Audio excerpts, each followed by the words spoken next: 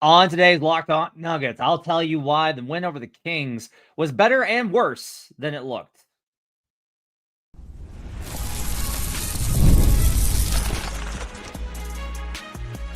You are Locked On Nuggets, your daily Denver Nuggets podcast.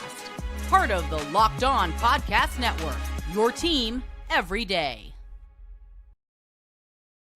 Welcome to Locked On Nuggets, your daily Denver Nuggets podcast, part of the Locked On Podcast Network, your team every day. Thanks for joining us and making us part of your day, being an everydayer, making us your first listen, hanging out with us Monday through Friday. I do appreciate you guys being with us. My name is Matt Moore. I've been a senior NBA writer for the Action Network for 7 years. I have covered the Nuggets as a credentialed reporter going on 13 seasons now. This will actually be my 14th season covering the Denver Nuggets. Today's show is brought to you by Game Time. Download the Game Time app, create an account, and use code LOCKEDONNBA for $20 off your first purchase. No Ryan Blackburn tonight. Ryan's unfortunately under the weather. He's sick, so if you can hit him up on social media, let him know you're thinking about him and that you wish him to get better, because poor guy was not able to make it to Nuggets games, and he does try to make it to all of them. He did miss the game tonight, however, which is why you know that that Aaron Gordon was able to make threes, because Ryan was not in the building. Nuggets get the win 131-24 over the Kings. We'll go over this game. Won't be too long of an episode today. Kind of go over some of the key points. I think Christian Braun, Cam Johnson are key here. We'll talk a little bit about the reception to Russell Westbrook coming back. We'll talk a little bit about some of my concerns about the defense and my optimism that continues to be absolutely sky high for the offense. All sorts of stuff on today's show. We'll start here. So, Nikola Jokic tonight goes off for 34 points, 7 rebounds, 14 assists, 4 steals, 2 blocks, 6 stocks for Joker in this one. And this was an absolute masterclass. For comparison, he took 10 threes, made 4 of them, so 40% from 3. He was 14 of 22 from the field, so he was 10 of 12 from 2-point range. That's how good he was. He also got to the line for 3 free throws. Early on in this game, Sabonis, how can I put this? I don't think that Domantas Sabonis is a dirty player. I don't think that. I think Domantas Sabonis is a physical player, and I think that he definitely throws out. Like, I don't think he's any more dirty than Joker or Steven Adams or like any. And like Adams had the best quote about this, which is he was like, "We're all like this." Somebody asked him once about like dirtiness amongst the bigs, and he was like, "Come on, mate, we're all like that. We're all that. We're all a little dirty," and that's how I feel about it. Sabonis, though, got Jokic going because he just like decided to really get up in his face, and Jokic was annoyed and pissed off almost immediately, and then just absolutely went to work. They had really great success finding Jokic in the pocket. Jamal had a quiet game, which we'll talk about later in terms of scoring, but his 7 assists, 7 rebounds were very loud. I thought Jamal played a great game tonight. A good example of how he can not fill up the sheet scoring and miss from 0-5 from 3 and still have a great game. But they found Joker in the pocket. They put him more in the post. And, you know, Adam, and after the game, kind of talked about how it's easy to just kind of put Jokic in the split position, which is the high post that they've been running stuff out of. I wrote about that on the Denver Dig this week. You can go check out that out. With actual words from Christian Braun, there's a video in it where if you click play, you actually get to hear Christian explaining what makes that set so dangerous. But Adelman kind of mentioned after this game that you can kind of run into problems of it getting stagnant and not making the most out of putting Joker in positions to score. And Joker obviously has the authority to do that. And tonight he was just really aggressive, and it paid off. Joker tonight plus 18 on the old plus minus. Really a flawless game from him. 1 turnover, like 14 assists, 1 turnover, Nikola Jokic. I asked everyone after the game about why the turnovers are not a problem. And it's a dumb question, because what it basically means is like, hey, how come you aren't doing this dumb thing that's avoidable? And their answer is, we avoid it. Like, that's basically Joker's just being more cognizant of where we're passing, not trying stupid passes. It really is like a simple thing, but I just got to be clear on this. The history of the Nuggets has been that when they turn the ball over less than their opponent, they win about 80% of the time. Like they are going to win most of their games and they don't turn the ball over. And this season right now, knock on wood, they are actually 4th in turnover percentage as far as the lowest turnover percentage in the NBA going to Tuesday's actions. So that was like a really promising sign. Poppin asked, are the Kings good at generating turnovers? And the answer is yeah. They were actually, that's like the one strength is that they were able to generate. They don't turn the ball over and they generate them on you. Lot of comments post game about the end of this one. We'll get to that here coming up in a little bit. But Jokic really did control this game and dominate it. And it was an impressive performance. And just a good reminder, don't take this guy for granted, because I think I especially do that sometimes where I just kind of like rattle in, but like 34, 7, 14, 4, and 2. Jeez, like, good God. Joker's amazing and awesome. And he dominated Domantas Sabonis and the Kings. And that's why they won this game. Nuggets got off to a 150 offensive rating in quarter one. To think about this way, for every single time down the floor, they scored 1.5 points. That's insane. That's ridiculous. If you're scoring above 1.2, you're doing pretty well. 1.5 is nuts. At the half, they were still at 1.3.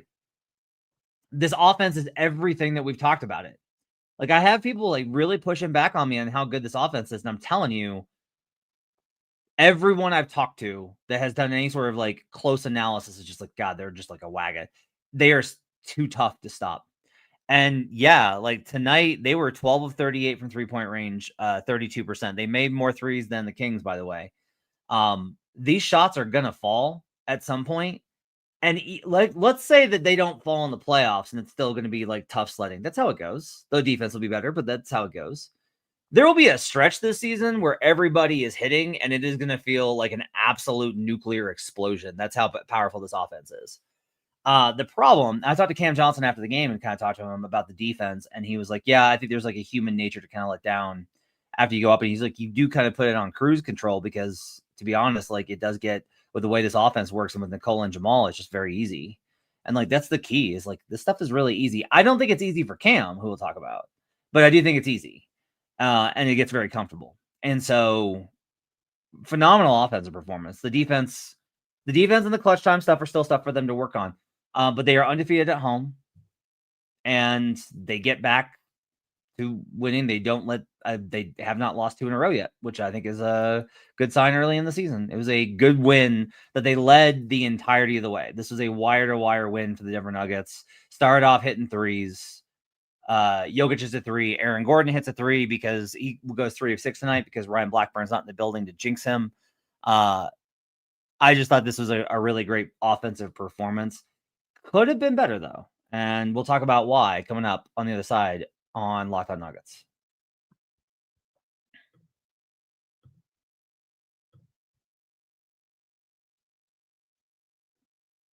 Today's show is brought to you by Game Time. Basketball season's officially here, and nothing beats being in the arena for those opening games. But let's be real, getting tickets can be a total headache. Between waiting in queues, surprise fees, and prices that jump right before checkout, it's easy to get frustrated when all you want to do is cheer on your team. Well, that's where Game Time comes in. The app that gives fans the advantage. It's your ultimate life hack for scoring amazing NBA tickets fast, easy, and stress-free. There's so many great events at Ball Arena. You can go see the Nuggets. You can go see the Avalanche. You can go catch your Denver Broncos, who everyone's very excited about and definitely aren't frauds. You can go see those guys as well. You can get into all these games, and you can do it after the game has started and be able to get great seats in minutes and get great discounts on them. You're going to get exactly what you pay for with the seat views. They do not, like, you will know what your view is going to be. This is really important to me. My wife is short. I got a shorty. And so I have to be able to like plan for her not to be in positions where she's not going to be able to see whatever it is that we're going to see. So that's really helpful. Their zone deals are a game changer. You pick the section and Game Time picks your seats and you save big. Take the guesswork out of buying tickets with Game Time. Download the Game Time app, create an account, and use code LOCKEDONNBA for $20 off your first purchase. Terms apply. That's code LOCKEDONNBA for $20 off. Swipe, tap, ticket, go. We are also brought to you today by Rippling. If you're a business owner, here's the truth. SaaS promise to make work easier, But now the average company is buried by hundreds of apps that slow down your teams and simply don't work together. That's not SaaS. That's sad. Software as a disservice. And that's why you need Rippling. Rippling is a unified platform for global HR, payroll, IT, and finance all in one place. They've helped millions of businesses replace a mess of disconnected tools with one system designed to give leaders clarity, speed, and control. These platforms are so important. So for your employees to be able to access the things that they need, having these things be simple so that you're not wasting time. Like I'm somebody that doesn't, I'm always like trying to get through these processes for HR or whatever it is, payroll, IT, whatever that is. I'm always trying to get through that so I can get back to work. Like there is content to be made and I want to make it, but I need to be able to find what I'm looking for and not have to go hunt it down. And that's what's great about Rippling is everything is in front of you. It's simple to use and it gives companies one source of truth for their people, data, and everything they touch. Right now, you can get 6 months free when you go to rippling.com/lockedonnba. Learn more at rippling.com/lockedonnba. That's rippling.com/lockedonnba for 6 months free. We'll be right back on Locked On Nuggets.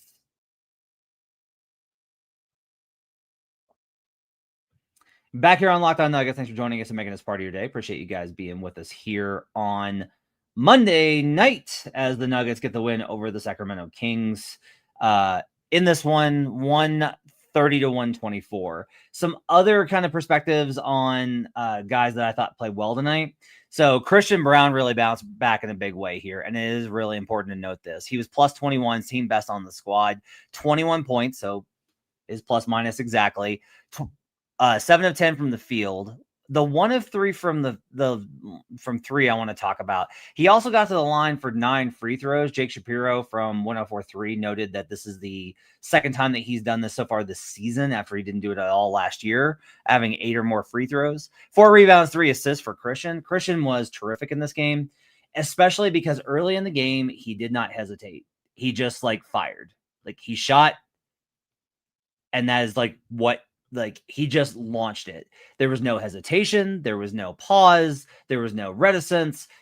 He caught and he shot. And doing that is going to make things extremely easier for the offense. You have to be able to kind of generate those kind of looks and be willing to take them. And once he did, then the Kings started guarding him as a shooter. And that allowed him to get inside. He had a great play where one of the things that I didn't get to talk about in the post on the dig, on all those split action plays where he screens and then cuts in, the counter to that is that then the guy that he's screening for, which he was that tonight, I think it was Bruce. Bruce screened for him, and Jokic then dished it to him, and then he loops around and gets right to the basket. There's all these ways that action just makes it absolutely impossible for teams to defend, and Christian's getting to be really elite at able to do those kind of things. I want to talk about Cam Johnson too, because I understand why Nuggets fans would be frustrated because King of Doom and Gloom, apparently, King of Thornton, Jeff Morton was comparing this tonight to last season, which is not. Jeff's I'm just saying tonight. Yeah, no, Jeff is not, no, this is not like last season at all. So Cam Johnson's 0-5 from 3. Okay. And you got to make them. And this is what Ryan and I have always argued about. Do you have to make them or not? If you just have the process. He was a lot more aggressive tonight. This was the first game where he started to really kind of push. And Joker answered this question about his kind of, was just asked very broadly, hey, what are your thoughts on Cam so far? And Joker said, I think there's part of him that really doesn't want to mess anything up. And I talked to Cam post game, and it's the same kind of thing. This is kind of the fit out, fit in thing with LeBron and Kevin Love, right? With less drama on it. Cam doesn't want to screw up the offense. He doesn't want to be the one that gets in the way. He doesn't want to be the one taking shots out of turn. He doesn't want to be the one messing up what works on this team. But not doing things is honestly a really harmful way. And his actions, I love the fact that he was getting to his pull-up jumper coming off the DHO. That's going to get cleaner as they get more and more comfortable, and that shot will go down. His threes were wide open catch and shoot threes. If you want to complain well, he missed them. Okay, I don't know what it is that Cam Johnson's supposed to do. To me, they're great. He took great shots. He was aggressive. He made a lot of plays actually defensively that I thought were really good. He was active on the defensive end, making hustle plays. And he was really, I thought, really physical on the inside too. He was putting pressure on the Kings on the interior, and I thought that was really good. He's going to get way, way better as the season goes along, and you're starting to see that. It's going to be a process, but I thought tonight was a really good step forward, even on 10 points on 12 shots. Like, it does kind of show you, look, Cam doesn't have to be hyper effective. This offense is going to kill everyone anyway. So it's about, like, how do you get him, like, what happens if you can get him to a place where he can pick you up if the rest of the guys are struggling. That will be like the first time that he makes a real impact this season. But so far, everything is way easy for the rest of them. Aaron Gordon with a quiet 20 points on 6 of 11, got to the line for 6 free throws, was 3 of 6 from 3. He smoked a layup, which he was annoyed about after the game. 7 rebounds for AG. I thought the Nuggets did a great job on the glass tonight, especially Bruce Brown. Like, that's like, I buried the lead here. Bruce was tremendous here. This was a Bruce game. So Bruce Brown in this game, 13 points, 6 rebounds, 3 assists, -5. 5 of 10 from the field, 2 of 2 from 3. Does not do it justice. Bruce was everywhere. And all of the plus minus for him and for Tim Hardaway Jr., and especially for Jonas Valanciunas, who was a -12 in this game, all of it comes down to a 1-minute stretch in the second quarter where Adelman is buying time for Jokic to come back in because he wants to do that whenever he can. And they have held the lead. It was 9 when Jokic exited. It got back up to 9. Jokic goes to the table, and the Kings rattle off a 7-0 run. And that's what killed their plus minus. Otherwise, it would have been like -5 for JV, which is fine, and like a +2 for Bruce, which is more in line. Like, it's tough because I don't think it's that they press because they know Joker's coming back in. I really don't. But I have said, like, there's something about the non-Jokic minutes, and this is like, after that great start, starting to see it because I feel like they're playing well. Like, Jonas was 4 or 5 tonight. I don't think his defense was bad, but events occur whenever Joker's off the floor, and it leads back to the same situation. That said, still a comfortable win. Even when the Kings made the late run, I never really got nervous that the Nuggets were going to lose it. It felt like the Nuggets had that one under control, but they weren't able to blow them out. And that's pretty good. Gray says the team looked the way I feel on a Monday. I got to tell you guys, like, being in the arena, that's not the vibe. I don't know what it is about television, but everybody's kind of acting like the Nuggets are, like, not, like, the vibe feels incredible in the building. It's been great. It's been terrific. So then why was this such a close game? Defense, half-court defense, and the end of the game. We'll talk about both those things coming up next on Locked On Nuggets.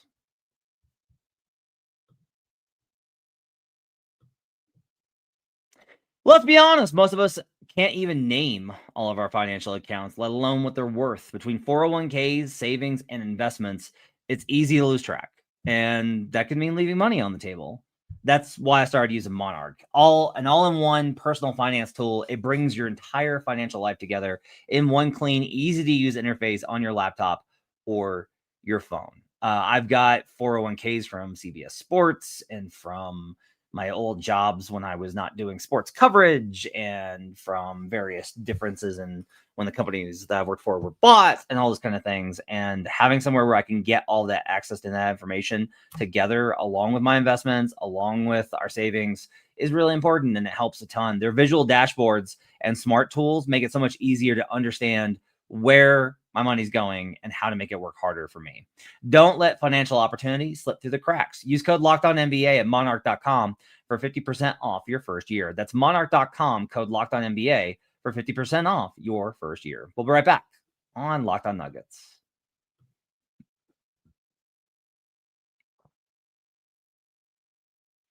Back here on Locked On Nuggets. Thanks for joining us and making us part of your day. Appreciate you guys being with us here on Monday. If you're listening, I guess Tuesday, technically.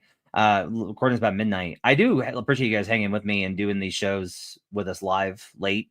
It can't be avoided. Joker finishes his press conference around 10:45 Mountain, and then I've got an hour drive home. So it's nothing I can do. No Ryan Blackburn tonight. He's not feeling well. Make sure to give him your support Tell him you hope he feels better. This game could have been a blowout at several points. The Nuggets, honestly, in the first 8 minutes of the game, hit them so hard. The Kings were ready to go ahead and give up. They were frustrated with the officiating. They were getting in tussles. They were like fouling the Nuggets excessively. Like they were pretty close to just like blowing up. But to their credit, they stuck with it. And Russ was a big part of that. They really stuck with it and got back into this game and just like kept clawing and kept it close enough to where Denver did have to close out with the starters. And the biggest problem there was the defense. So this is here's a positive and a negative way to look at it. Okay. I'm going to give you both. I'm not going to Pollyanna it and I'm not going to doom and gloom it. I'll give you both. I guess I am. I'm just going to give you both of the options. So last year, I could point to you in every single game, even the wins, and say they were bad in this margin area, whether it was points off of turnovers allowed or second chance points or fast break points allowed. Their transition defense was wretched and disgusting last year, or their 3-point defense giving up lots of corner threes. I could give you all those kind of like marginal things that just kill you, where it's like, if you had just done this thing, you would have been fine. So the good news is that the Nuggets actually this year are great at these margin things. So like tonight, the Kings won the fast break points 15-9, but that was only because they were able to generate so many in the fourth quarter because the Nuggets got so sloppy, which again, we'll talk about here in a second. They had 4 in the fourth quarter to 0 for Denver. So it was 11-9 going into that one. And even then, like that was a little bit of the bench being sloppy too, in terms of the points off of turnovers. Second chance points, not a huge problem. 14 Nuggets outscored them on second chance points, 17-14. Like lots of great second chance opportunities that they were able to get. Points off turnovers. The Nuggets only had 8 turnovers for 9 points. That's terrific. It was 11. The Nuggets had more points off of turnovers than their opponent. So it's none of the margin things that drive you nuts. That's good because that means that they're more connected and they're locked in. And like the Nuggets are a more serious team this year so far. That's really promising. They were not serious to start last year. The problem though, is when you get into like, okay, so how did the Sacramento Kings on the road put up 124 behind 26 from Westbrook, 18 from Dennis Schroeder, 19 from DeRozan, 15 from Levine, and Levine had a wide open 3 in order to cut it to 5 with 33 seconds left on a night where like Sabonis only goes for 13 points. Sabonis is pretty frustrated tonight. Keon Ellis goes for 15. Their half-court defense continues to... The numbers say they're actually pretty good. I think it's mostly just them playing the Blazers and the Wolves without Ant. Not good, and you can tell that just from watching. Like you as a fan can tell they can't contain. They especially can't contain guards. Guards with a quick first step. And there are fewer, I talked about this on Twitter, there's fewer than you think there are in the Western Conference. Because you want to be like, oh, there's all these guys. And really, it's like, no, there's Steph, who runs around screens and it's a motion offense. That's a whole other problem. That's a different problem. But like Minnesota doesn't have that. Ant has obviously his explosive first step, but he's not a quick, shifty, speedy guard. Houston doesn't have that. Amen Thompson, hyper athletic, but not like, oh my God, what incredible downhill speed. Minnesota, I mentioned Minnesota, not Houston, not even OKC. Shea is like, he's got great first step and he's got great agility, and his ability is to control. He's like instantly quick and then slows down. It's his change of pace that really ruins you. So there's not that many, but the one, whenever Denver faces these, and this is like really relevant tonight, the Kings played 4 guards and were able to hang with Denver. That's instructive of their defensive problems, that they're not able to handle that many guards. Christian is really good at guarding big wings. AG is really great at guarding big forwards.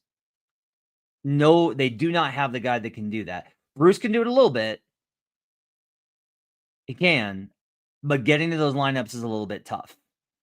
And if you want to know like what they are missing, everybody thinks about the point guard, which we'll talk about the pressure stuff too. I agree. It would be nice to have another pure point on the floor. I didn't think the minutes without Jamal or Nikola were terrible tonight. I thought they were fine. Like Bruce actually, I thought did a fine job playing point guard tonight. But if you were able to add a actual point guard who can defend at a high level to get over screens, that would be the ideal pickup. You don't even need them to be a 3-and-D guy. Like, you don't need 3-point shooting. You don't need interior scoring. You don't need, like, any of that. You just need somebody like a Keon Ellis. You just need somebody like a Chris Dunn who can, like, dribble the ball up the floor if they press Jamal and run around and guard screens. That's it. Big Honey says KCP, although P-Watt could be that defender. I agree. I think P-Watt's got the best chance at it. Getting to him in those minutes is a little difficult just because of his offensive role, but I agree.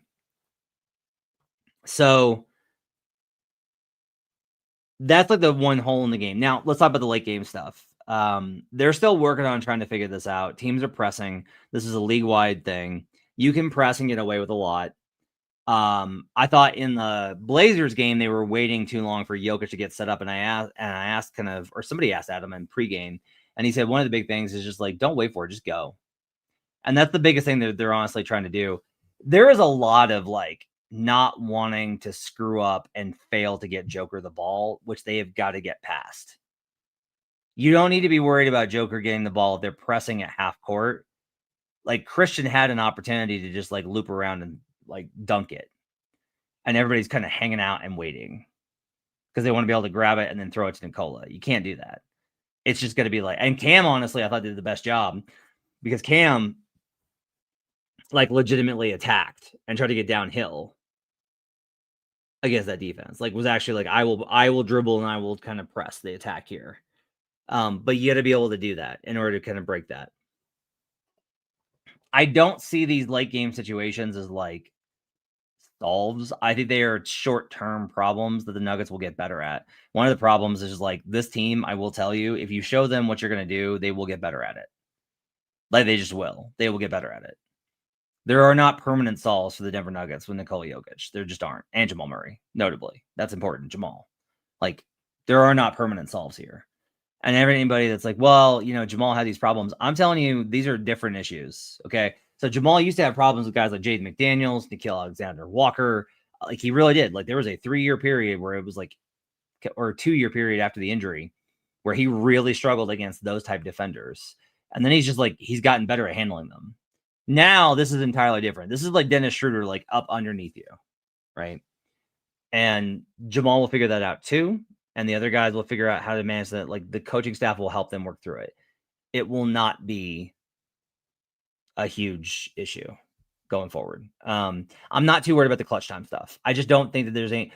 The Nuggets might be a bad clutch time team this year, but that's because clutch time is kind of random. It's just never as substantive as we want to believe. Like if your team's awesome in the clutch, you're like, that's because they possess the cold-blooded heart of a champion.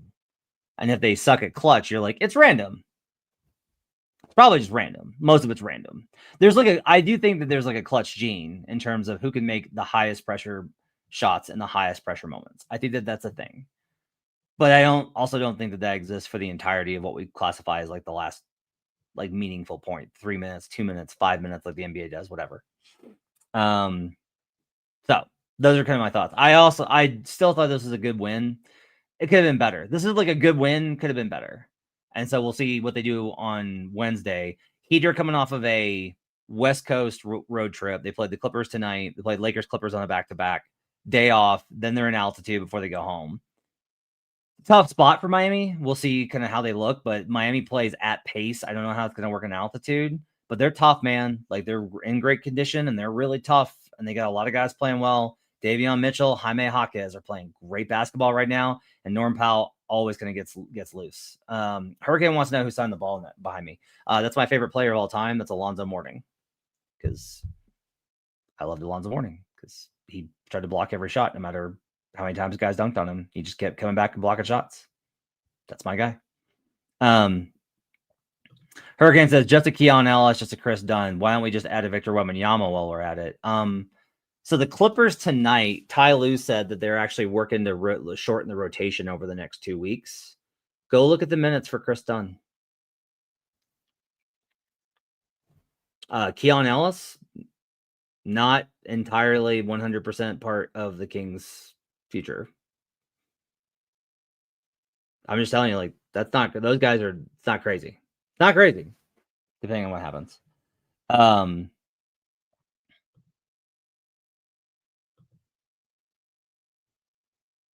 Okay. Glad you guys could be with us. Appreciate you guys being with us on the tonight's show. We will be back. Swiper should be with you tomorrow, I think. And then Ryan should be back for No Jinx tomorrow night. If he's not, I'll do another show. And we will be back at it. And then Wednesday, the Heat game. And then Friday, the Warriors game, which is very exciting. And then on Saturday night, game versus the Indiana Pacers, which I will have your post game for because I will not be at Ball Arena for that one. Hope you guys have a great Tuesday. Thanks for joining us. Hit the like and subscribe button. Give us a 5-star review. Thanks so much for being part of our community, being an everydayer, making us your first listen. We will see you guys again next time on Locked On Nuggets. That's the intro video. There we go. I'm so tired.